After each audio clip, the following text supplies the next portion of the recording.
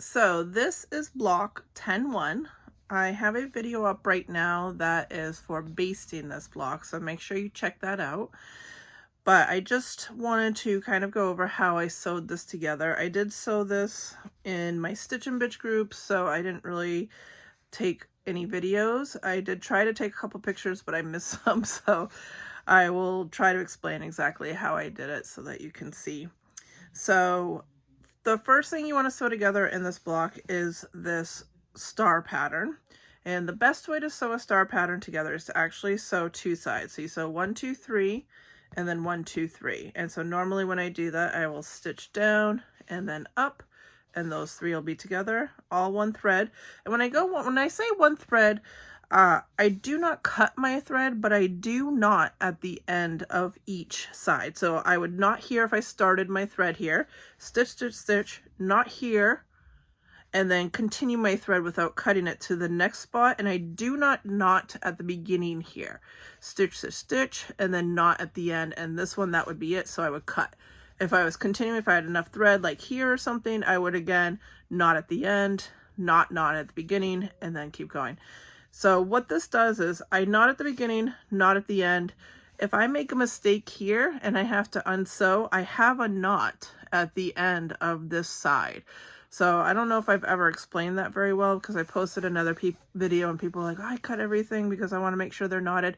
I do not. I just don't cut my thread. I just keep going so I don't have to do another knot at the beginning, because that actually helps me. You know, if I make a mistake somewhere here or whatever, I'm not trying to undo a knot at the end here. It just will come out easily. So that's why I do it that way. And I do try to get in as many sides as I possibly can with one thread. I don't make my threads super long, so a lot of times it's really just two sides, maybe three if I'm lucky. But I definitely try not to cut my threads if I don't have to. But anyway, so that's how I did this, and you can kind of see my center is off a little bit. So I did these three together and then these three together, and it just turned out that, actually I think it was like this. I think it just turned out, yeah, it was like this. This one was a little low and this one was a little high, and they happened to nest together, but it did make my center off a little. From far away, I don't think it's terrible, and honestly, it's done.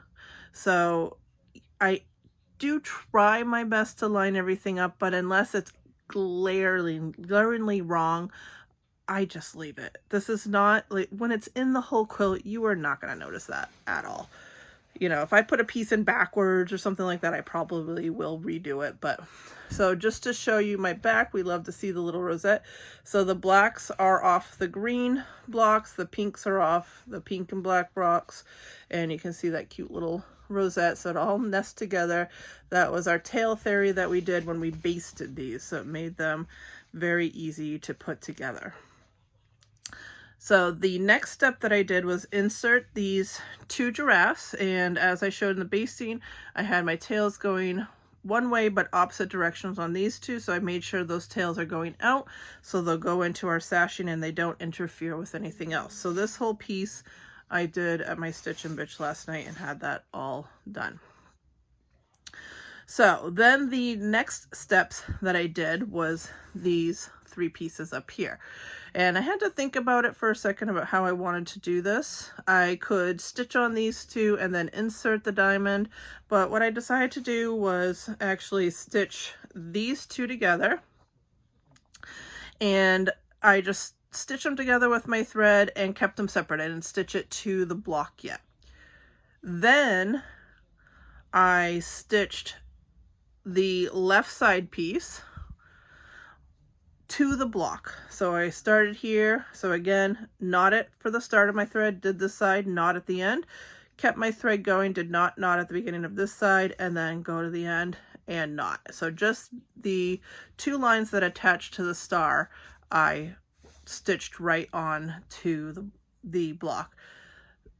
Then once that was done, I inserted this now two-piece section and went one long side down first, because it was easier to make sure that my center lined up that way, because if I start with the short side, this might be off a little bit more. So we did the long side first and then the short side, and that was it. And now we are ready to do that on the bottom. So I'm actually in the process of inserting this piece over here And then I do have my long piece already sewed so that you can see how I did that, ready to go and insert. And so again, I'll do the long side and then the short side, and that will be it for this block.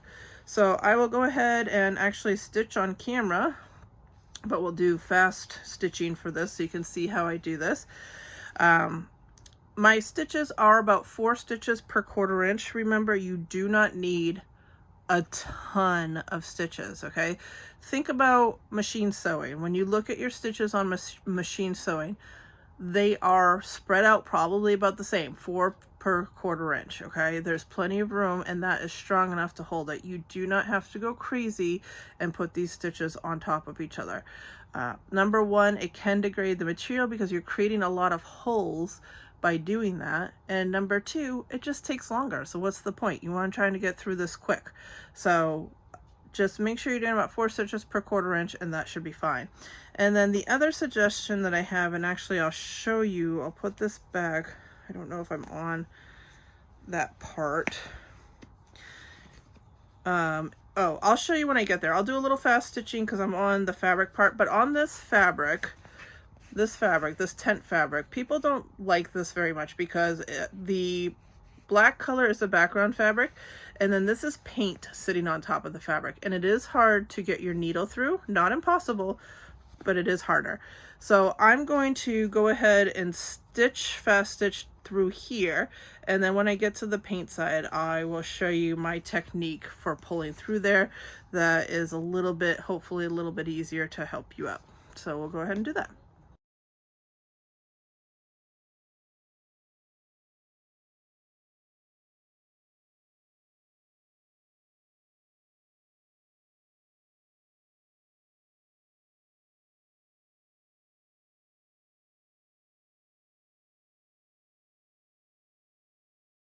Okay, so I got to the painted part here, you can see. So this is the painted part.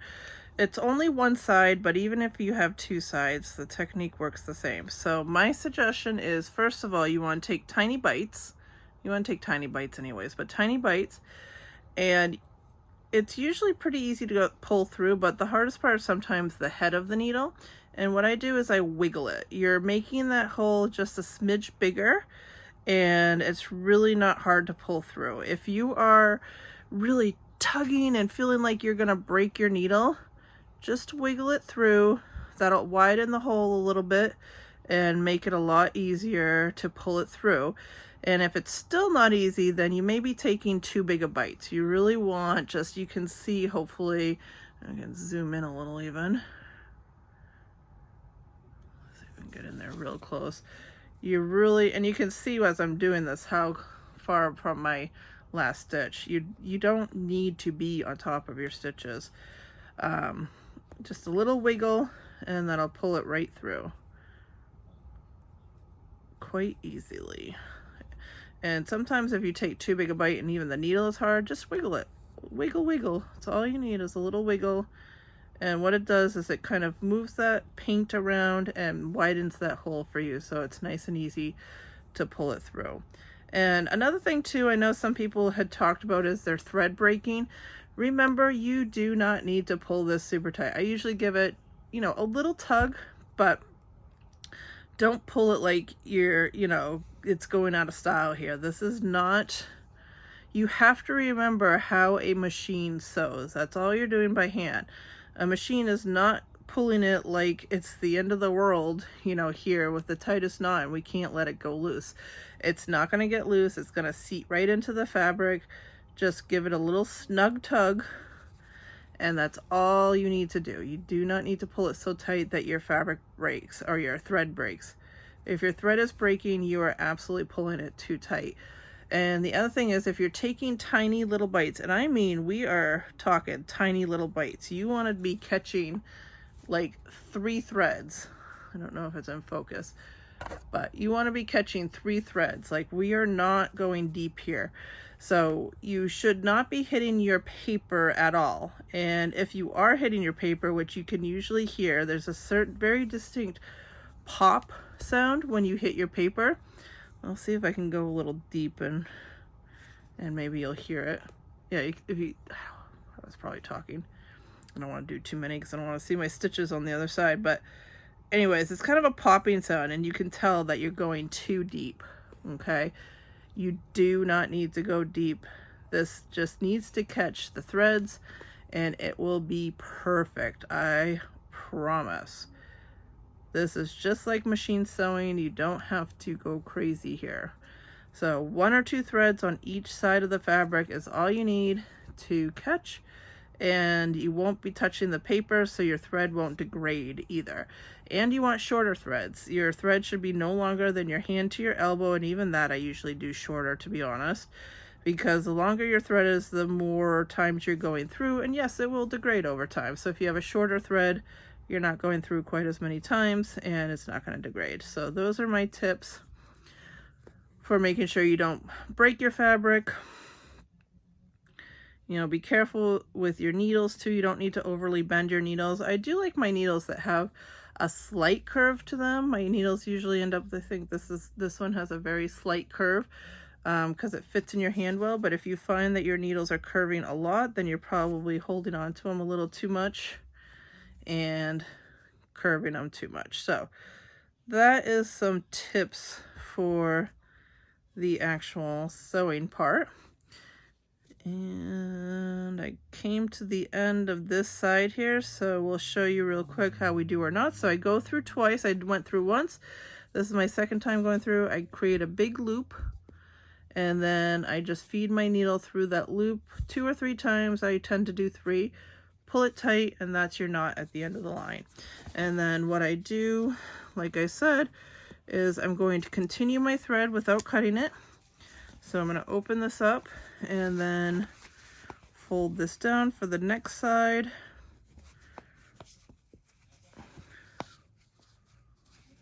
Okay, I'll line everything up. I like my sew tights. I think they work really well to hold everything in place, so I don't have to have extra strain on my hand holding it all. And like I said, I didn't cut my thread. Just keep going. And I usually right at the corner here, just to make sure there's no holes, I will stitch twice to kind of cinch it all in and make sure there's no holes there. And other than that, we just keep moving forward, just keep taking little bites. So I'm going to go ahead and finish this side on fast speed and then show you how we inset the last side.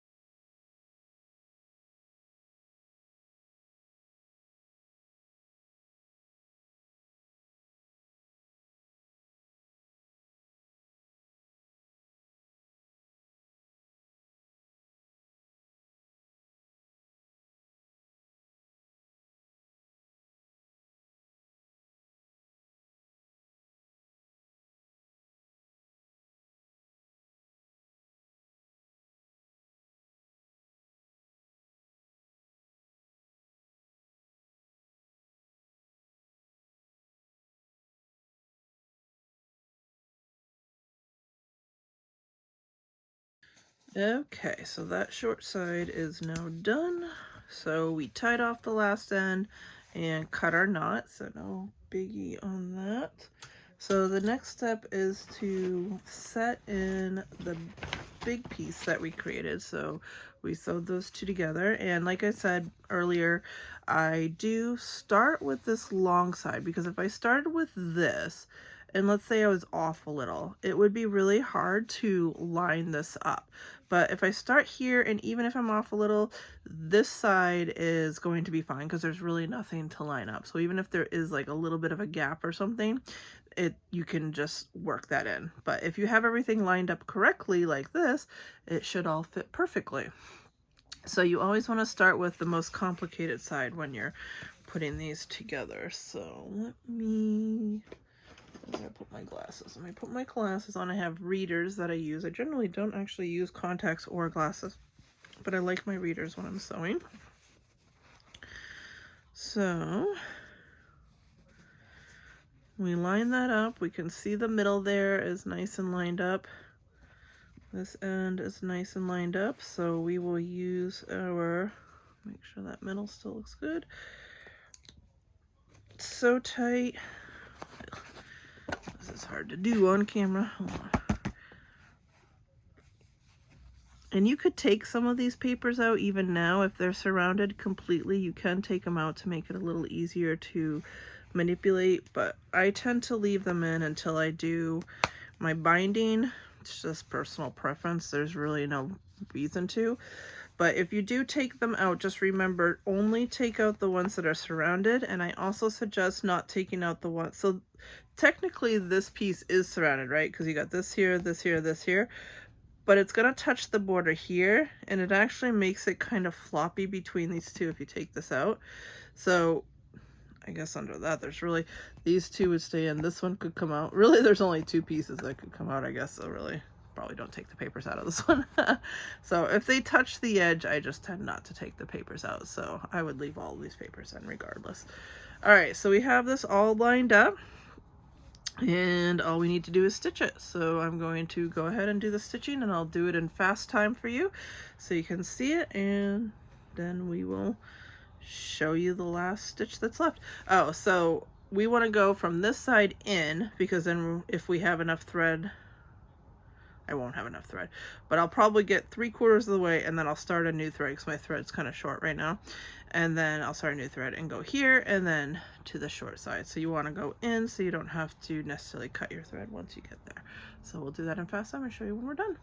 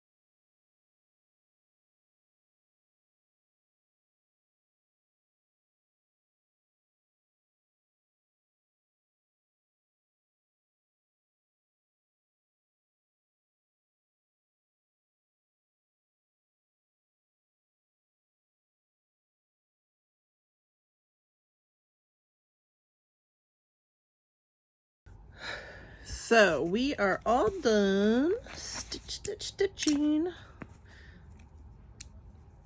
So I'll show this whole thing here. Let me just move my stuff out of the way. And I am going to do a video with all of my items that I use for EPP, so make sure you keep an eye out for that. But we have finished up. We'll zoom out a little. So this is the whole block all done. Now, I will say I did use the dark thread, the black thread, and I feel like you can see the stitches a little bit more than some of my blocks if you look real close. But I'm not really concerned about that. It's going to settle into itself once I take these papers out, and from far away you really can't even see it. Probably even on the video when you're this far away you can't even see it. So it's really not that big a deal. You do want to try to color match. I did use the black because there is a lot of black in these, and that may not have been the best choice, but it's not the end of the world, and I'm certainly not going to unstitch the whole block to fix it. So I just went with it throughout the entire block rather than changing it halfway through too, because I didn't want half of my block to see that and the other half not. I just wanted to keep it consistent. So anyway, so we are done. This is block 10-1 all finished up. If you have any questions, please feel free to ask in the comments below. Please subscribe to my YouTube channel. I do post videos very sporadically, so if you subscribe, then you will get an alert when I post a new video. If there's anything in particular that you would like to see me talk about, please feel free to ask in the comments. I'd love to hear if this video was helpful to you as well. So I just do this for fun in my free time, so I love hearing if it helped or not for you guys. And yeah, I think we did pretty good today. So thank you everybody, and I hope you have a wonderful day. Bye everyone.